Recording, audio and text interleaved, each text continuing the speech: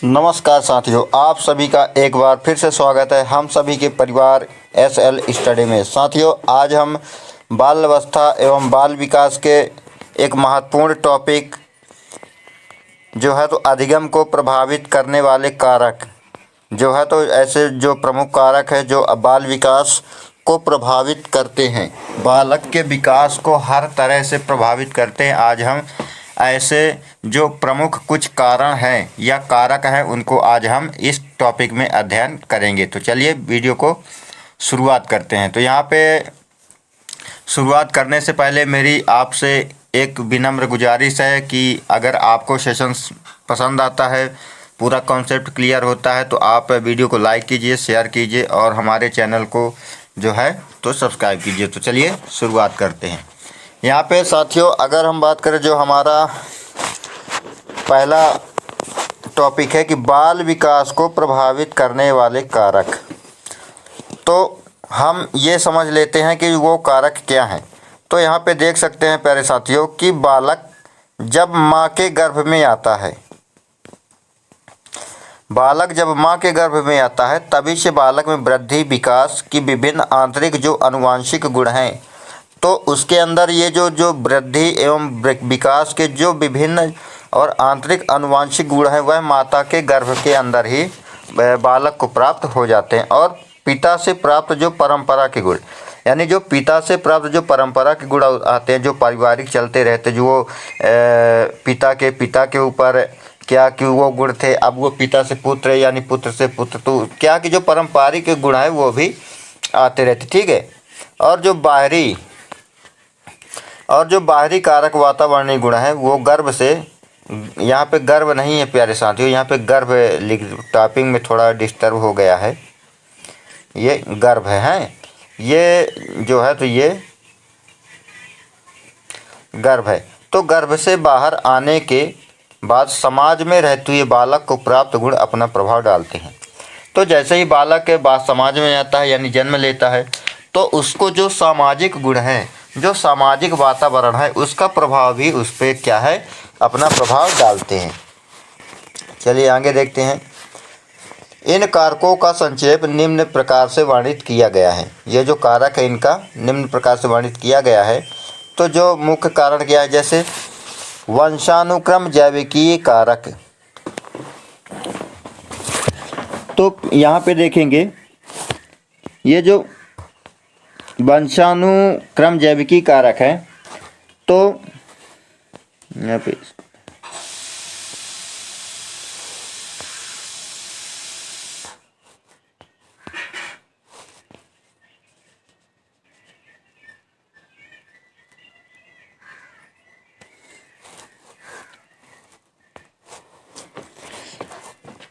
बालक के विकास को प्रभावित करने वाला यह पहला कारक है।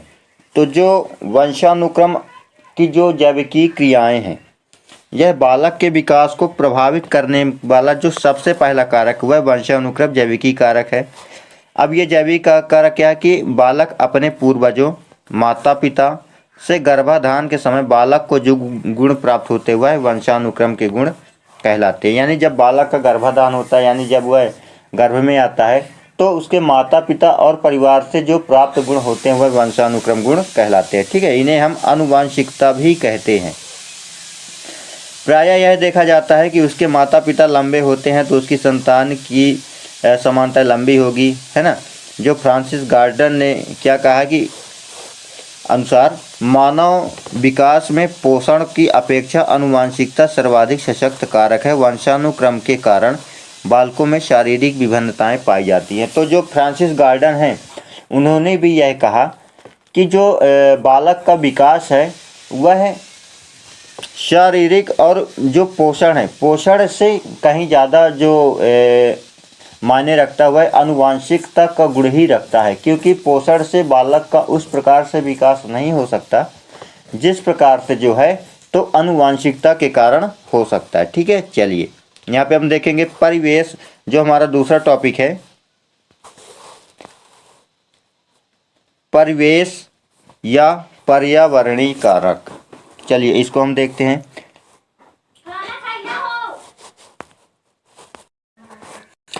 मानव के चारों ओर जो कुछ भी है वह वंशानुक्रम के कारण बालकों की जन्मजात क्षमताओं में अंतर होता है। तो जो बालक के चारों ओर जो वातावरण है और उसके जो जन्मजात की क्षमता है वह वंशानुक्रम के कारण होती है, और बालकों एवं बालिकाओं में लिंगीय भेद वंशानुक्रम के कारण ही होते हैं। इसके विभिन्न प्रकार योग्यता कम या अधिक होती है। वंशानुक्रम के कारण बालकों में अनेक प्रकार की विभिन्नताएं होती है जो उसके विकास के साथ साथ ही अधिक स्पष्ट हो जाती है। बालकों को वंशानुक्रम के कारण कुछ प्रवृत्तियां प्राप्त होती हैं तो वांछनीय अथवा अवांछनीय, जो वांछनीय एवं अवांछनीय, यहाँ पे वांछनीय है, वांछनीय अथवा अवांछनीय दोनों प्रकार की हो सकती है। तो यहाँ पे देखेंगे साथियों, ये है परिवेश, तो ये भी क्या है,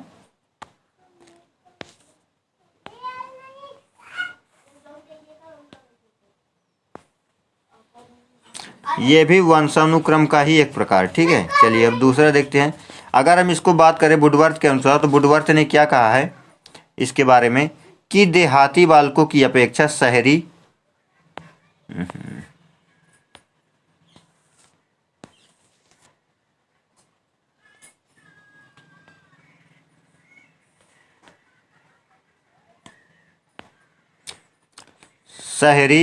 बालकों के मानसिक स्तर की श्रेष्ठ आंशिक रूप से वंशानुक्रम के कारण होती है। यानी जो वुडवर्थ ने कहा कि जो शहर के बालक होते हैं तो जो उनकी मानसिक योग्यता होती है तो वो गांव के बालकों की अपेक्षा क्या होती है, ज़्यादा होती है। ठीक है, वंशानुक्रम एक नियम है जो यह बताता है कि योग्य माता पिता के बच्चे अयोग्य और अयोग्य माता पिता के योग्य हो सकते हैं।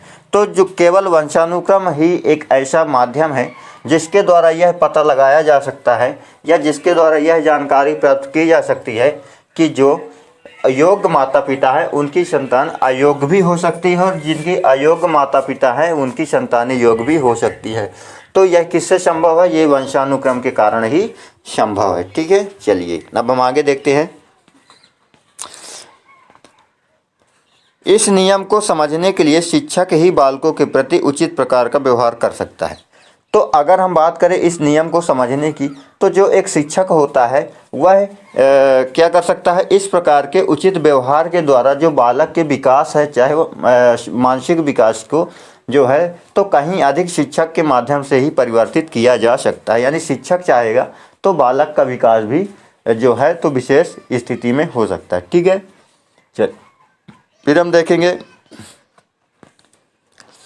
वातावरणीय कारक, या इसे हम पर्यावरणीय भी कहते हैं या परिवेशी कारक भी कह सकते हैं। चलिए इसको देख लेते हैं कि बालक जो वातावरण का प्रभाव है, बालक अपने परिवार, पड़ोस, मोहल्ले और खेल के मैदान में अपना पर्याप्त समय व्यतीत करता है। तो वातावरण में क्या होता है, जो एक बालक होता है वह अपने आसपास, पास पड़ोस है ना, खेल के मैदानों में जो है तो वो अधिक से अधिक समय व्यतीत करता है और इससे प्रभावित होता है। वैदिक जो एक रूट वैदिक है उसके अनुसार अगर बात करें तो व्यक्ति जन्म से ही एक निश्चित सांस्कृतिक वातावरण में रहता है कि जब बालक का जन्म होता है तो वह एक निश्चित वातावरण में रहता है, वहीं अपना जीवन यापन परिवेशी भ्रमण करता है ना, और उसके आदर्श के अनुरूप ही आचरण करता, और वह संस्कार जो सांस्कृतिक जो वातावरण है, जो परिवेशी वातावरण है उसके अनुसार ही अपना कार्य और आचरण करता है। अनुकूल वातावरण में जीवन का विकास होता है और व्यक्ति उत्कर्ष की ओर बढ़ता है। तो इस वातावरण में ही जो है तो उसका विकास होगा और वह आगे की उत्कर्ष की ओर बढ़ेगा। इस बात को समझने वाला शिक्षक अपने छात्रों की रुचियों, प्रवृत्तियों और क्षमताओं के अनुकूल वातावरण प्रदान करके, तो जो एक शिक्षक होता है वह इस बात की पुष्टि करता है कि बालक में क्या है कि विभिन्न प्रकार की क्षमताएं होती हैं और उसी क्षमता के अनुसार वो जो है तो प्रत्येक बालक को जो है तो उस वातावरण का निर्माण करके उसी वातावरण में उनको जो है तो शिक्षा प्रदान करता है जिसके अनुसार वह आगे बढ़ सके। फिर अगर इसकी बात करें तो यहाँ पे यूनेस्को ने भी कहा है, जो अंतर्राष्ट्रीय मानक संस्थान है यूनेस्को, तो वातावरण का बालकों की भावनाओं पर व्यापक प्रभाव पड़ता है और इससे उनके चरित्र का निर्माण होता है। तो तो जो वातावरण होता है वह बालक के किसमें भावनाओं पे ज़्यादा प्रभाव पड़ता है, क्योंकि जो जैसी वातावरण रहेगा उसकी भावनाएं भी वैसी ही रहेगी। अगर उसे प्रेम पूर्वक है ना मान सम्मान तो इत्यादि सारी जो वातावरण है वो सारे बात उसके जो है तो चरित्र के निर्माण में भी सहायक होते हैं। अगर वह खराब वातावरण में रहेगा तो उसको क्या उसका जो चरित्र निर्माण होगा वह खराब होगा। वातावरण बालक के विकास की दिशा निश्चित करता है। जो वातावरण होता है वह बालक के विकास की दिशा भी निश्चित करता है, यानी बालक का विकास किस स्तर का होगा, यह किस विकास तक जाएगा, है ना, इस प्रकार के जो निश्चित करता है। बालक बड़ा होकर अच्छा या चरित्रवान बनेगा, चरित्रहीन या संयमी बनेगा, व्यभिचारी या व्यापारी बनेगा, साहित्यकार या देशप्रेमी देशद्रोही। हर एक समाज का एक विशेष वातावरण होता है। बालक को इसी समाज में वातावरण से अपना अनुकूलन करना पड़ता है। तो यह समाज या वातावरण ही निर्धारित करता है कि बालक एक अच्छा व्यक्ति बनेगा कि बुरा व्यक्ति बनेगा, देश प्रेमी बनेगा या देशद्रोही बनेगा।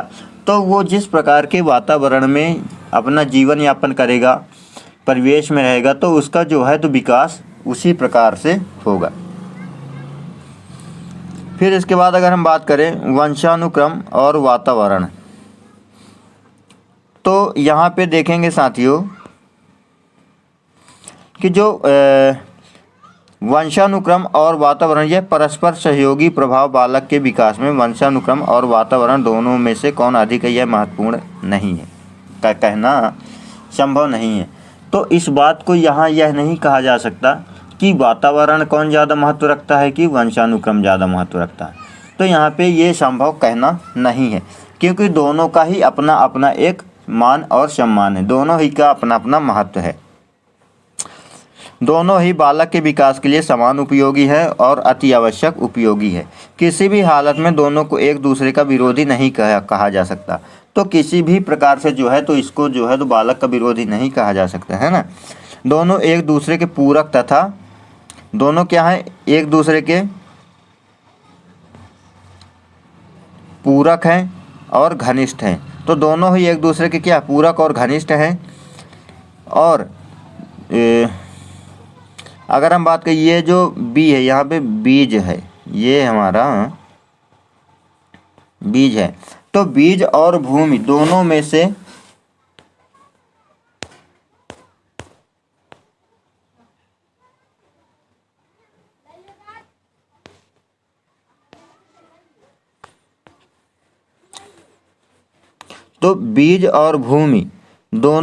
कोई अकेला पौधे को जन्म नहीं दे सकता। तो इसे हम उदाहरण के द्वारा यहाँ पे समझ सकते हैं कि एक बीज है और भूमि, तो क्या भूमि के बिना बीज पौधा बन सकता है? तो आप कहेंगे कि नहीं, भूमि के बिना बीज पौधा नहीं बन सकता। तो ठीक इसी प्रकार कि वातावरण के बिना वंशानुक्रम का विकास नहीं हो सकता और वंशानुक्रम के कारण वातावरण का विकास नहीं हो सकता।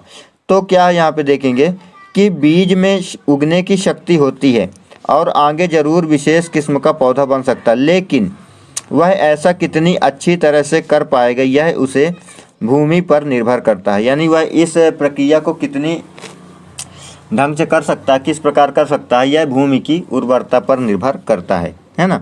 तो इस प्रकार क्या है कि अगर हम बात करें, अगर मिट्टी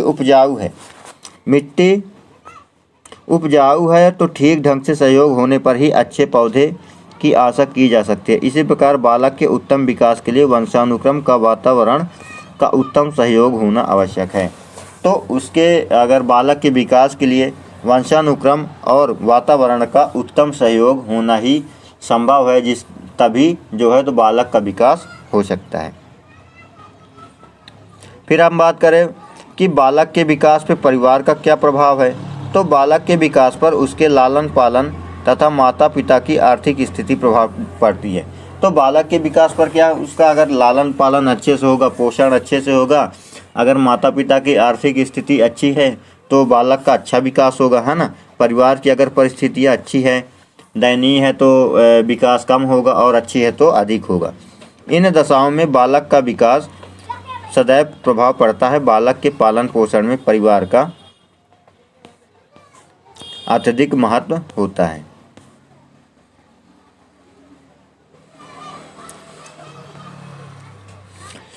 बालक के जन्म से किशोरावस्था तक उसका विकास परिवार ही करता है। यानी जब बालक जन्म लेता है और जन्म लेने से किशोरावस्था तक यानी 18 वर्ष की उम्र तक उसका पालन जो कौन करता, परिवार करता है। इससे क्या हुआ, प्रेम, सेवा, त्याग, आज्ञा पालन, सदाचार आदि का पाठ परिवार ही से ही मिलता है। यानी वो आज्ञा का देना, आज्ञा करना, पालन करना, अच्छे वाणी बोलना, है ना, अच्छी आदतों का विकास करना, यह सब कहाँ से विकास होता है? तो बालक जो होता है यह सब परिवार से ही प्राप्त करता है ना। परिवार मानव के अमूल्य संस्थाएं हैं। तो परिवार क्या है? मानव की अमूल्य संस्था है। बालक को व्यवहारिक जीवन की शिक्षा परिवार से ही मिलती है। परिवार में रहकर बालक अपने बड़ों के प्रति सम्मान का भाव रखता है, आज्ञा पालन की भावना को ग्रहण करता है। परिवार के सभी सदस्यों से वह कर्तव्य परायण, आत्मसंयम, अनुशासन की शिक्षा प्राप्त करता है। तो ये सारे गुण वह परिवार से ही प्राप्त करता है। फिर यहाँ पे देखें रूसो ने क्या कहा, तो रूसो ने कहा कि बालक की शिक्षा में परिवार का महत्वपूर्ण स्थान होता है। बालक ही